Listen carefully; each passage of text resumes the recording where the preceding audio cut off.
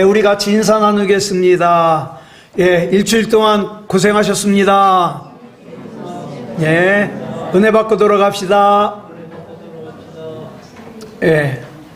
이 시간에는 마태복음 11장 7절부터 15절 말씀까지 읽었습니다.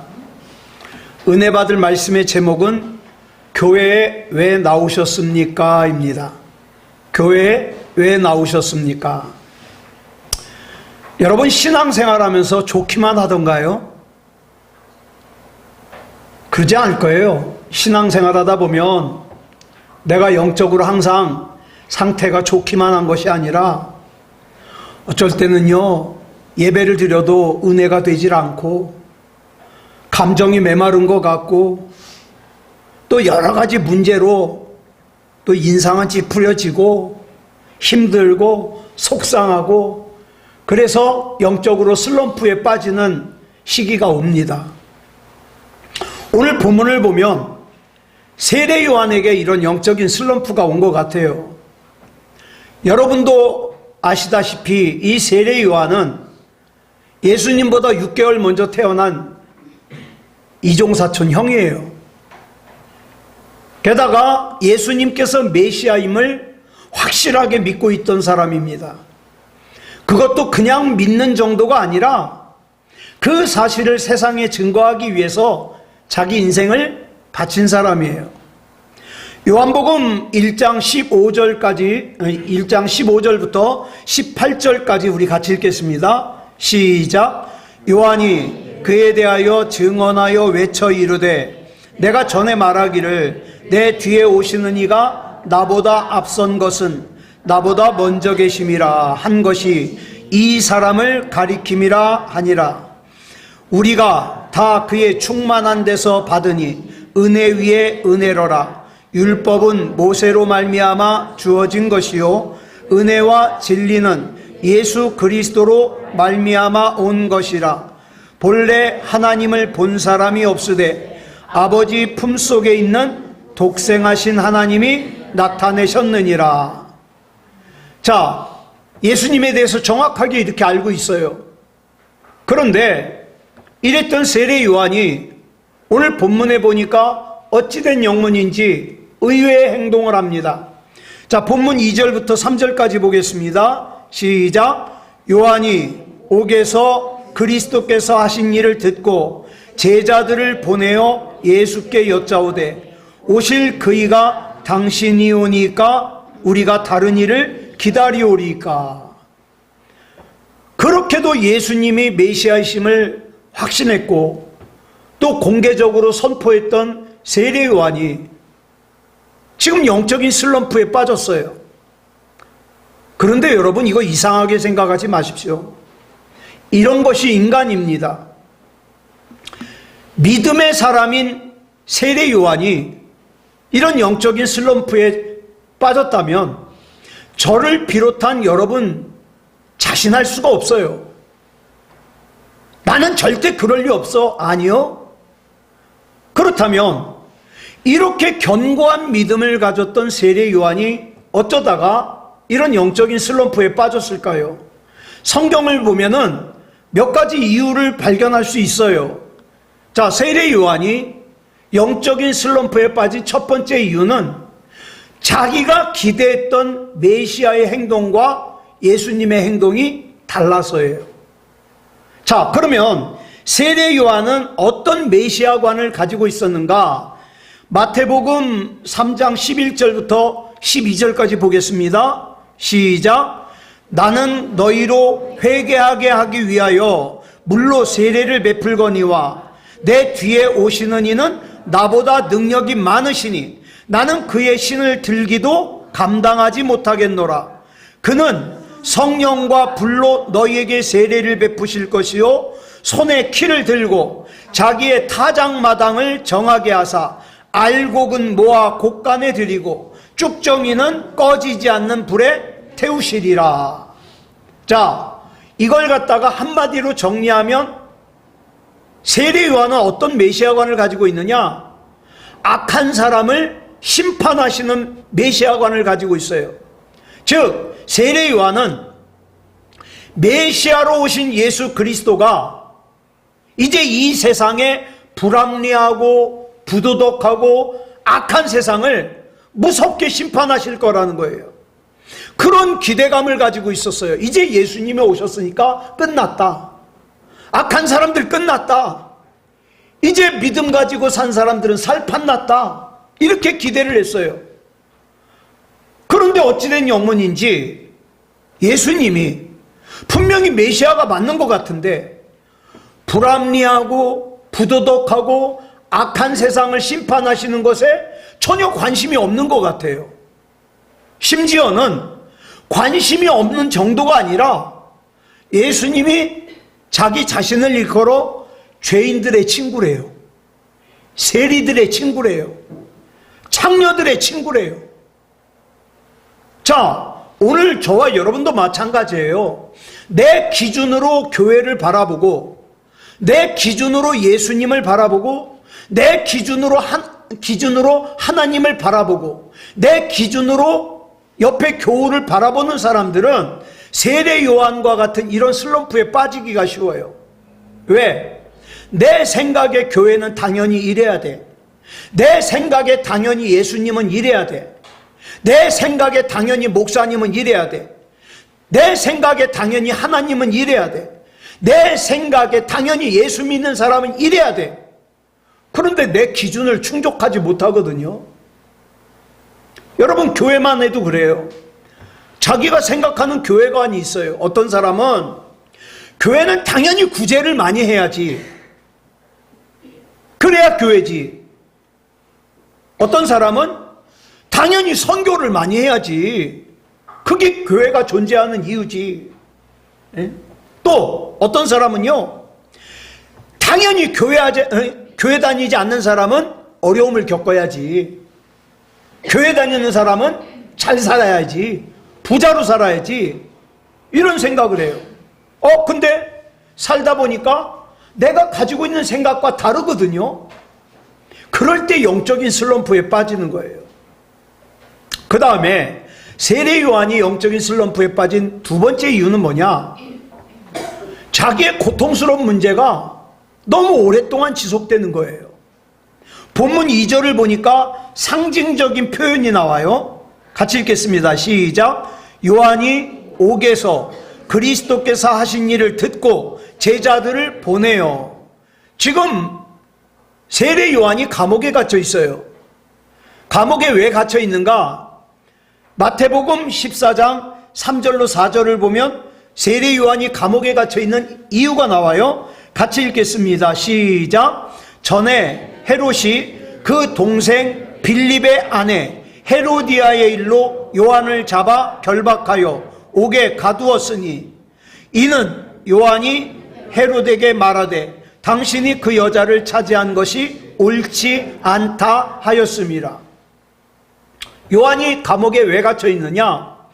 당시 분봉왕이었던 헤롯 아그리빠가 자기 동생 헤롯 빌립의 아내를, 그러니까 제수씨죠, 자기 동생의 아내를 자기 아내로 삼았어요. 헤로디아가 굉장히 예뻤나 봐요. 형제가 다 좋아할 정도로. 그런데 아무리 예뻐도 그렇죠, 자기 동생의 아내를 자기 아내로 삼은 거예요.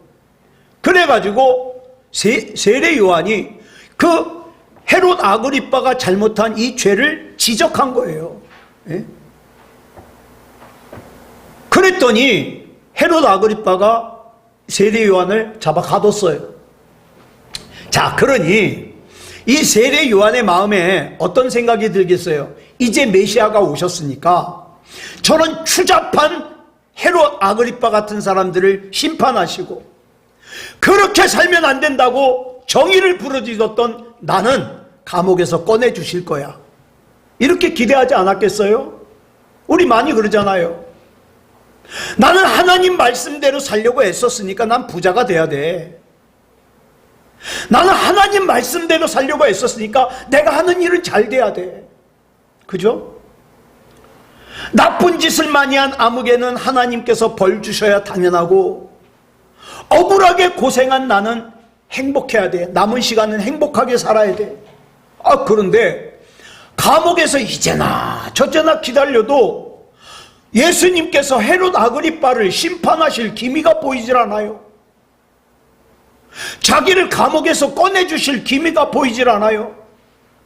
이렇게 시간이 흐르니까 세례 요한의 마음속에 의심이 생기는 거예요. 이제까지 내가 분명히 저 예수님이 메시아라고 생각했는데 맞나? 의심이 파고드니까 그 다음에 뭐가 옵니까? 영적인 슬럼프가 오는 거예요. 그런데 오늘 본문 11절을 보면 예수님께서 그 세례 요한을 칭찬을 하십니다.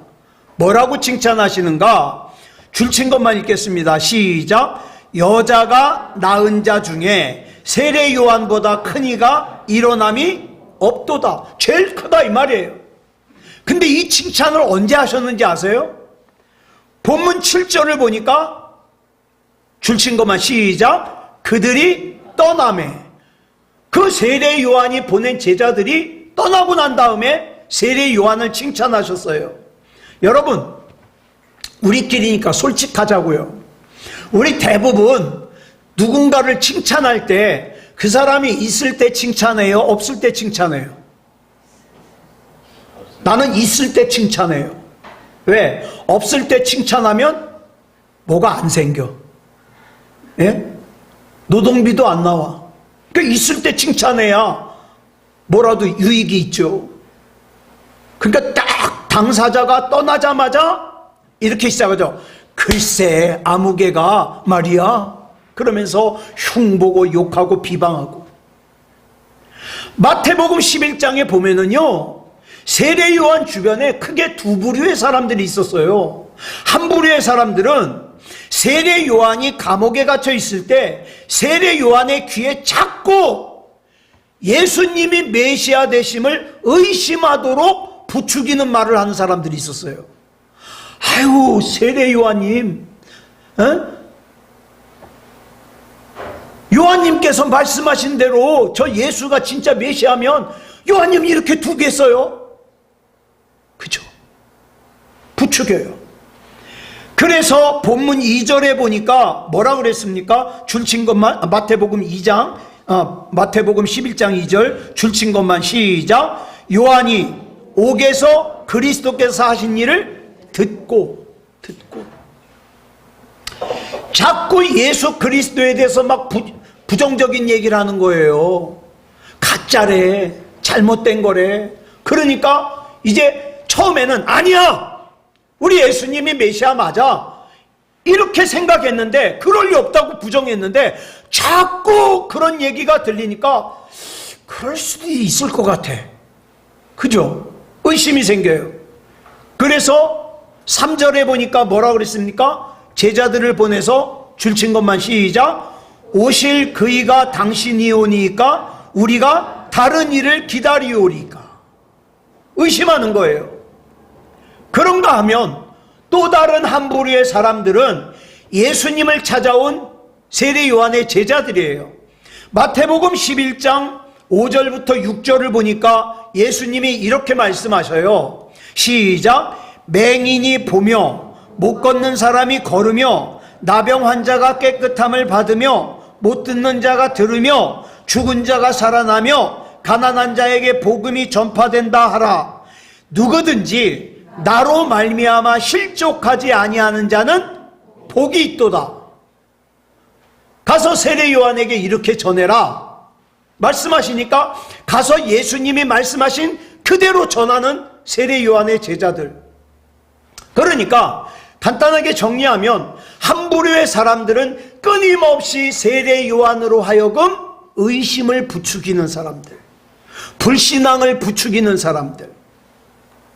또 한 부류의 사람들은 예수님의 말씀을 들은 그대로, 내가 은혜 받은 그대로 전달하여서 세례 요한의 영적인 슬럼프를 끝나게 만드는 사람들. 이렇게 두 부류가 있어요. 자, 그러면 여러분들에게 조심스럽게 묻고 싶습니다. 오늘 이 말씀에 비추어 볼 때 나는 내 옆에 있는 사람에게 어떤 역할을 주로 하고 있습니까? 믿음을 붙들어 일으키는 역할을 주로 합니까? 해도 안 돼. 나도 왕년에 다 해봤어. 너만 한 거 아니야. 근데 안 되더라. 이런 부정적인 역할을 하고 있습니까? 누군가 여러분을 만나고 신앙의 회의가 찾아오고 마음이 어두워지고 다른 사람을 미워하고 적대하고 교회를 떠나고 예배를 떠나고 하나님으로부터 멀어지게 하는 역할을 하고 있습니까? 아니면 어두웠던 사람이, 좌절한 사람이, 낙심한 사람이 여러분을 만나고 힘이 나고 오해를 풀고 밝아지고 따뜻해지고 하나님과 가까워지게 하는 역할을 하고 있습니까? 어떤 역할을 주로 하십니까?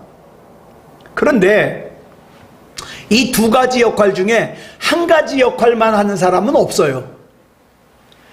대부분 다 두 가지 역할 다 해요. 그런데 그러면 어느 쪽을 더 많이 하냐 이 말이에요. 힘 빠지는 말을 더 많이 하냐? 힘내는 말을 더 많이 하냐? 여러분, 우리가 예수님을 믿는다는 게 무슨 뜻인지 아십니까?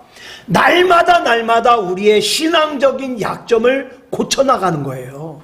아, 이게 내가 잘못됐었구나, 고치고. 아, 이게 잘못됐었구나, 고치고. 그 다음에 내 신앙적인 강점을 잡고 발전시켜 나가는 거예요.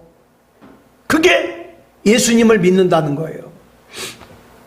이 말씀을 가지고 또 한 가지 적용해 볼 수 있어요. 내 주변에는 주로 어떤 사람들이 있습니까? 내 주변에 있는 사람들이 대부분 부정적인 얘기를 하는 사람들, 신앙적인 회의를 하게 만드는 사람들, 남의 험담을 하는 사람들이 많다면 나도 그런 사람들 중에 하나일 가능성이 커요. 그런데 내게 와가지고 힘나는 말을 하는 사람들이 많다면, 믿음의 말을 하는 사람들이 많다면 나도 그런 사람들 중에 하나일 가능성이 크다는 거죠. 여러분, 자꾸 교회 욕하고 목사 흉보고 그 다음에 성도들에 대해서 안 좋은 얘기를 막 하잖아요. 그럴 때는 예수님께서 하신 것처럼 이렇게 해야 돼요. 계속 그런 말 하려면 나 찾아오지 마시오. 사탄아, 뒤로 물러가라. 너는 나를 넘어지게 하는 자로다. 물리쳐야 돼요. 근데 세례 요한이 그걸 못했어요. 그걸 못하니까 결국 어떻게 해요? 부정적인 말에 영향을 받아가지고 하나님도 멀어지고 예배도 멀어지고 영적인 슬럼프에 빠지는 거예요. 여러분, 내 귀에 들리는 것이 뭔가를 잘 관리를 하셔야 돼요. 오늘 본문에서 우리가 그 다음으로 나눌 중요한 말씀이 뭐냐? 예수님께서는 세례 요한이 예수님을 의심하고 회의에 빠져서, 자, 한번 보세요. 예수님이 메시아신데 당신이 우리가 기다리는 메시아가 맞습니까? 아니면 우리가 진짜 메시아를 기다려야 됩니까? 이건 예수님께 모독이에요. 그죠? 거의 모독에 가까운 이런 질문을 했음에도 예수님이 왜 세례 요한을 칭찬하셨을까? 오늘 본문 7절부터 9절까지 보면 그 답이 나와요. 같이 읽어볼까요? 시작. 그들이 떠나매 예수께서 무리에게 요한에 대하여 말씀하시되 너희가 무엇을 보려고 광야에 나갔더냐? 바람에 흔들리는 갈대냐? 그러면 너희가 무엇을 보려고 나갔더냐? 부드러운 옷 입은 사람이냐? 부드러운 옷을 입은 사람들은 왕궁에 있느니라. 그러면 너희가 어찌하여 나갔더냐? 선지자를 보기 위함이었더냐? 옳다. 내가 너희에게 이르노니 선지자보다 더 나은 자니라. 누가? 세례 요한이. 예. 여러분, 이 말씀 안에는 왜 예수님께서 세례 요한을 칭찬하셨는지에 대한 답도 나오고 있지만 또 하나가 중요한 게 뭐냐? 여러분, 저와 여러분이 교회에 왜 나오는지를 세 부류로 구분해서 설명하고 있어요. 자, 이 세 부류 중에 나는 어디에 속하는가를 한번 생각해 보시기 바랍니다. 본문에서 발견할 수 있는 교회에 나오는 세 부류의 사람들 중에서 첫 번째가 뭐냐, 누구냐? 목적 없이 교회에 나오는 사람들, 목적 없이 신앙생활하는 사람들, 인생에서는 목적 없이 사는 사람들, 이런 사람들이에요. 자, 본문 7절 하반절 줄친 것만 볼까요? 시작. 너희가 무엇을 보려고 광야에 나갔더냐? 바람에 흔들리는 갈대냐? 자, 여기서 목적 없이 사는 사람들을 뭐에다가 비유를 했느냐? 흔들리는 갈대에다 비유를 했어요. 예수님은 지금 세례 요한이 갈대같이 이리저리 흔들리는 존재가 아니라 칭찬할 만하다는 거예요. 여러분, 갈대의 가장 큰 특징이 뭡니까? 바람 부는 대로 흔들려요. 그럼 어떤 사람이 갈대 같은 사람이냐? 줏대 없는 인생. 좀 하나님을 믿으려면 제대로 믿든가. 하나님 제대로 못 믿을 것 같으면 그냥 세상에서라도 좀 재밌게 살게 다 신앙생활 집어치고 세상에서나 재밌게 살든가. 이것도 아니고 저것도 아니고 우유부단하고 마음이 허약해서 유혹이라는 유혹에는 다 넘어가고 자기 중심도 없고 주관도 없고 교회에서 예배드리고는 전 보러 가고. 그죠? 이 TV가 지금 악한 마귀에게 굉장히 잘 사용되고 있거든요. 요즘에 TV 방송에 무당들이 많이 나와요. 예? 여러분, TV에서 인기 있는 무당들은요, 거의 예약도 못 잡는데요. 자, 무당이, 예? 귀신의 인도함으로 그런 일을 하면, 저거 진짠가? 나도 한번 가볼까? 내가 언제쯤이나 살만해질까? 제가 예전에, 나도 예언기도 한번 받으러 가볼까? 언제쯤이나 목회가 힘들지 않으려나? 나중에 제가 이렇게 조금 더 나이 먹고 나니까 목회라는 것은요, 하나님 앞에 갈 때까지 힘든 거예요. 언제나 돼야 힘들지 않을까? 그거는 헛생각이죠, 헛생각. 자, 그러다 보니까 이렇게 흔들리니까 신앙생활 제대로 못해요. 이것도 아니고 저것도 아니고. 또 한 부류의 갈대와 같은 사람들이 뭐냐? 지나치게 처세술에 등해. 예? 이런 사람이 갈대와 같은 사람이에요. 신앙생활에도요, 이익에 따라서 움직여요. 내가 이걸 하면 나한테 이걸 주실까? 손해와 이익을 계산해요. 갈대 같은 사람들이에요. 여러분, 열왕기상 18장 21절을 보니까 갈대 같은 사람들의 모델이 나와요. 같이 읽어볼까요? 시작. 엘리야가 모든 백성에게 가까이 나아가 이르되 너희가 어느 때까지 둘 사이에서 머뭇머뭇하려느냐? 여호와가 만일 하나님이면 그를 따르고 바알이 만일 하나님이면 그를 따를지니라 하니. 그랬더니 이스라엘의 반응이 뭔지 아세요? 시작. 백성이 말 한마디도 대답하지 아니하는지라. 왜 대답 안 했을까요? 하나님을 따르는 게 이익일지 바알을 따르는 게 이익일지 계산을 아직 못한 거예요. 괜히 섣불리 계산했다가 손해볼까 봐. 오늘날에도 이런 사람들 많아요. 한 발은 교회 안에다 담가요. 왜? 보험 들어놓는 거예요. 혹시라도 내가 죽게 되걸랑 천국에는 가야겠걸랑요. 그러니까 한 발은 교회 안에다 들여놨는데 한 발은 세상에서 별짓 다 하고 돌아다녀요. 천국 못 가요. 다랑쥐 찢어져가지고 다리 한 짝만 갈라나? 여러분, 그렇게 살면 갈대 같은 존재예요. 저와 여러분은 기왕에 내가 지금 하나님이 믿어지잖아요. 예수님이 믿어지잖아요. 그러면 어떻게 해요? 죽기까지 따라오리다. 죽기까지 따라오리다. 하나님이 내게 하시는 일이, 제가 욥기를 쓰면서 참 욥에 대한 그 생각이 많이 바뀌었는데, 욥이 그래요. 친구들이 위로하려고 찾아오니까 나 너희들하고 지금 시간 없어. 나 하나님께 따져야 돼. 욥이 그래요.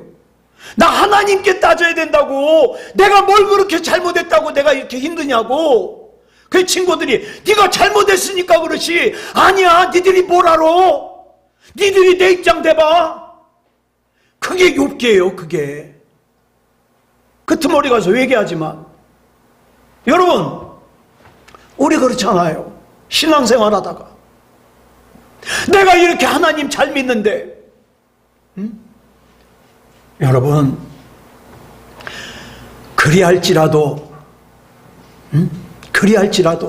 나에게 어떤 가능성이 안 보일지라도, 나에게 어떤 세상적인 빛이 안 보일지라도, 내가 믿는 하나님은 진짜 하나님이시니까, 살아계신 하나님이니까, 나는 하나님 거니까, 내가 하나님 말씀대로 살다가 죽으면 죽으리라.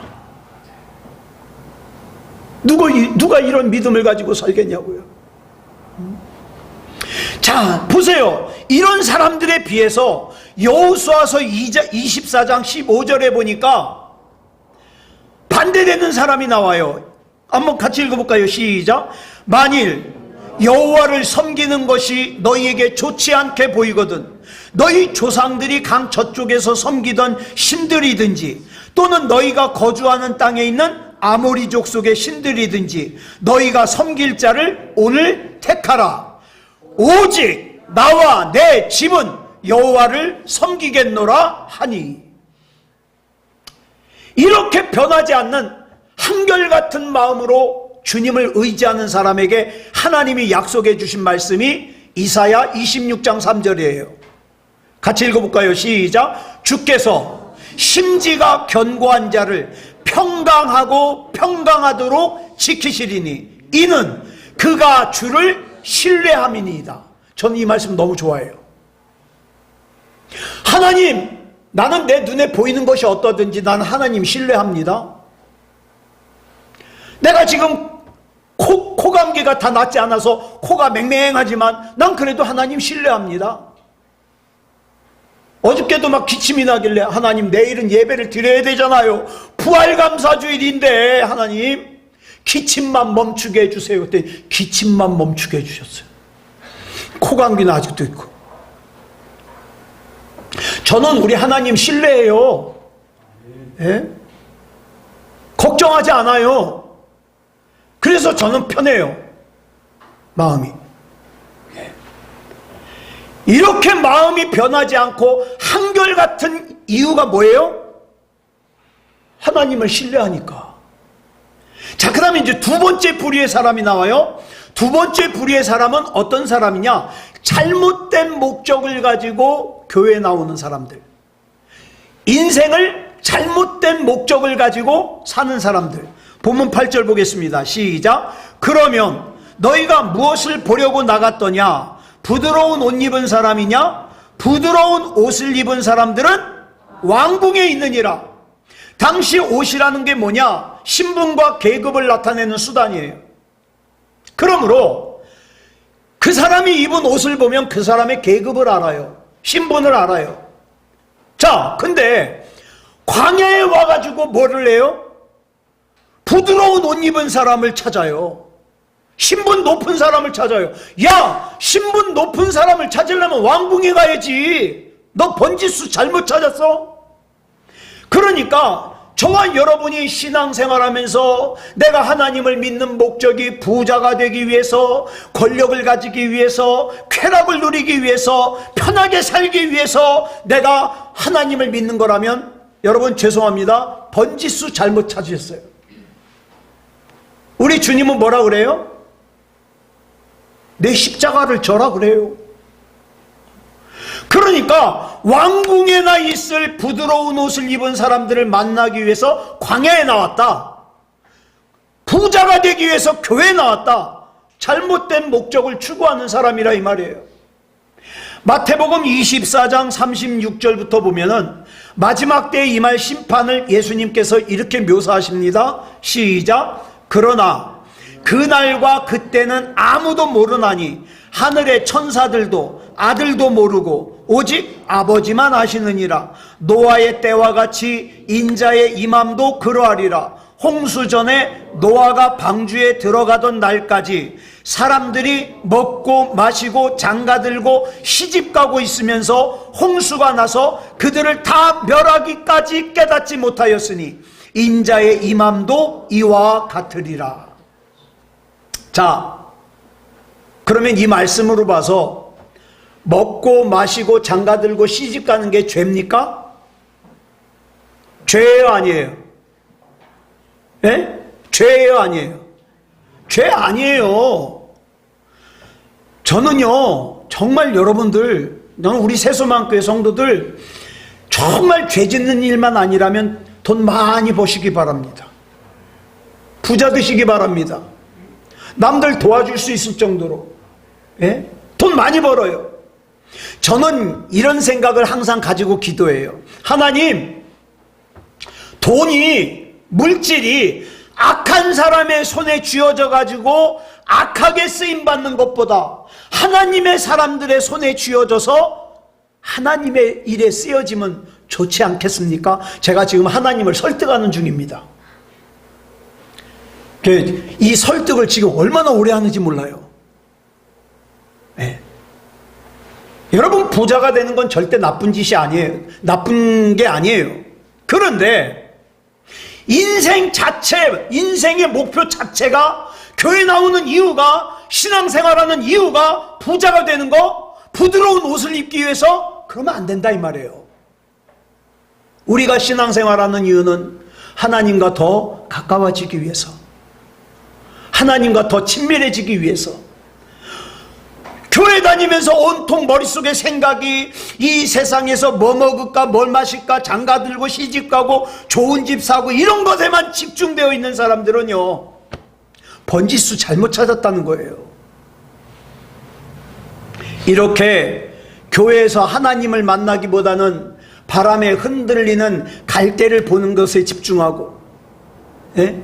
부드러운 옷 입은 사람들을 만나는 것에 집중하는 사람들은 그 사람들에게 실망하잖아요. 갈대같이 흔들리는 사람에게 실망하고 부드러운 옷을 입은 사람에게 실망하면 뭡니까? 하나님을 떠나요. 교회를 떠나요. 언제 성경에 주 예수를 믿으라 그랬지 그 교회 목사를 믿으라, 그래도 저는 믿어주셔요. 목사 믿으라 그랬어요? 예? 교회 다니는 사람 믿으라 그랬어요? 저와 여러분은 주 예수를 믿는 거예요. 주 예수를. 근데 제가 만나본 사람들 중에 시험 들어가지고 교회 떠나고 신앙생활 중단한 사람들 중에 예수님께 시험 든 사람은 없어요. 다 갈대같이 흔들리는 사람에게 시험 들고 부드러운 옷을 입은 사람에게 시험 든 거지. 여러분, 저와 여러분이 신앙생활을 하는 이유는 하나님을 만나기 위해서예요. 하나님을 만나기 위해서. 자, 마지막 세 번째 부류의 사람이 뭐냐? 세 번째 부류의 사람은 사명으로 사는 사람이에요. 본문 9절 보겠습니다. 시작. 그러면 너희가 어찌하여 나갔더냐? 선지자를 보기 위함이었더냐? 옳다. 내가 너희에게 이르노니 선지자보다 더 나은 자니라. 지금 예수님께서 세례 요한을 왜 칭찬하시는가? 지금 세례 요한이 영적인 슬럼프에 빠져서 의심을 하고 갈등을 하고 있지만, 그러나 예수님이 이러는 거예요. 그래도 이 세례 요한은 자기 사명이 뭔지는 알고 있다. 여러분, 저와 여러분 갈등할 때 있습니다. 시험 들 때 있어요. 나도 나중에 책 쓰면 그런 것 좀, 필립 얀시라는 분이 나 하나님께 실망했어요 라는 책을 썼거든요. 저도 비슷하게 나는 하나님께 삐쳤어요, 이런 거 하나 써볼 거예요. 왜 그렇게 나하고 생각이 다르신지. 그럼에도 불구하고 절대 제가 갈등을 하고 시험에 들고 약할 때가 있지만 놓치지 않는 건 뭡니까? 사명입니다. 내가 이 땅에 살고 있는 사명. 예? 말라기 4장 5절을 보면요, 구약의 맨 마지막 책이잖아요, 말라기가. 그 맨 마지막 마무리를 이렇게 하고 있어요. 말라기 4장 5절 시작. 보라, 여호와의 크고 두려운 날이 이르기 전에 내가 선지자 엘리야를 너희에게 보내리니. 엘리야를 보내신다고 약속하셨어요. 그랬는데 오늘 본문 14절에 뭐라고 말씀하시냐? 시작. 만일 너희가 즐겨 받을진대 오리라 한 엘리야가 곧 이 사람이라. 누구예요? 이 사람이 누구예요? 세례 요한, 세례 요한. 즉 세례 요한에게는 엘리야로서의 사명이 있다.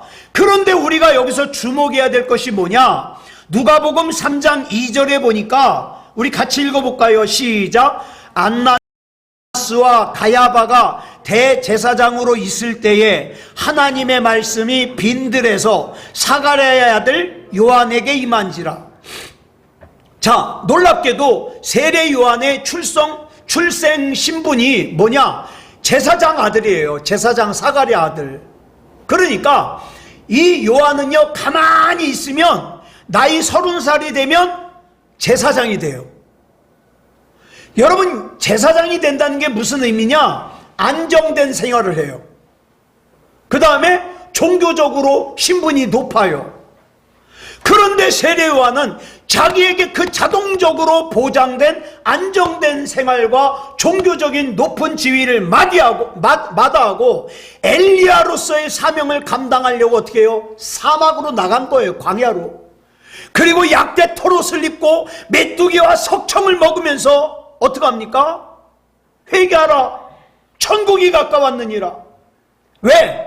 자기에게는 엘리야로서의 사명이 있거든요.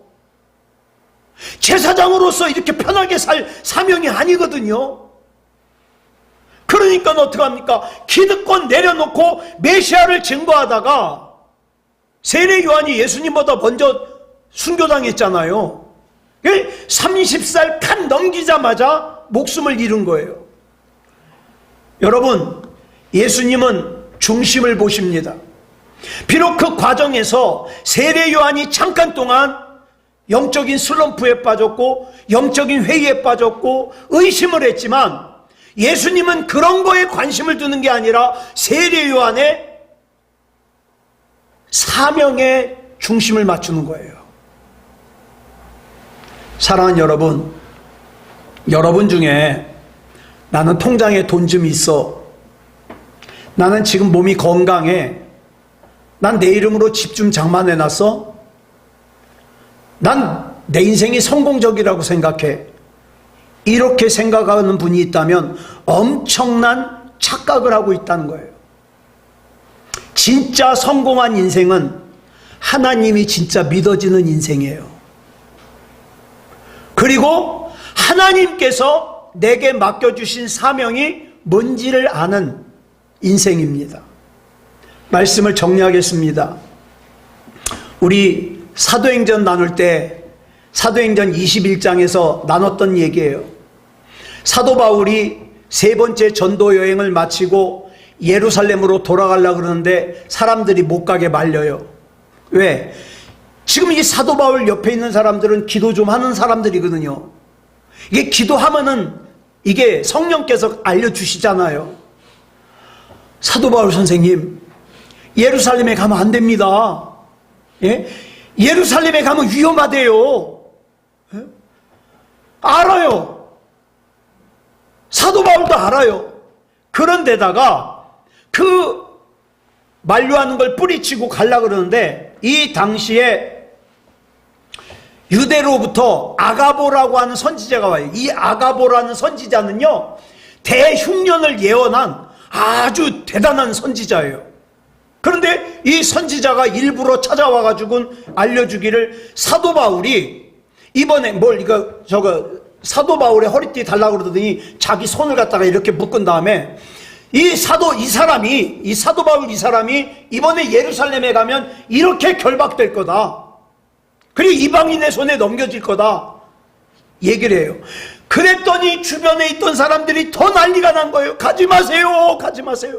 가면 죽어요. 죽어요. 만약에 이때 사도 바울의 신앙이 바람에 흔들리는 갈대라든가 또는 부드러운 옷을 입은 사람을 만나기 위한 것이었다면 예루살렘으로 안 돌아갔을 거예요. 그런데 사도행전 21장 13절을 보니까 이렇게 말합니다. 시작. 바울이 대답하되 여러분이 어찌하여 울어 내 마음을 상하게 하느냐. 나는 주 예수의 이름을 위하여 결박당할 뿐 아니라 예루살렘에서 죽을 것도 각오하였노라 하니. 여러분, 이런 사람은 하나님께서 내 뜻대로 안 했다고 눈을기지 않아요. 시험 들지 않아요. 여러분은 오늘 교회에 왜 나오셨습니까? 부활하신 예수님을 만나고 구원받을 만한 믿음을 가지고 믿음다운 믿음을 가지고 하나님께서 나에게 맡겨주신 사명을 감당하기 위해서 나오지 않았어요?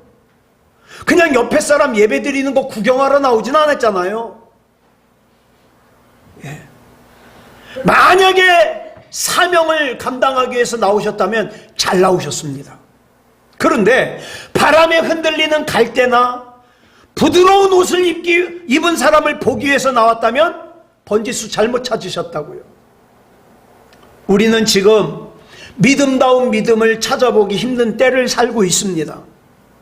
그렇기 때문에 목사님 남들도 다 그러는데 나도 뭐 그런다 그래서 뭐 어떻겠어요? 여러분, 그게 문제예요.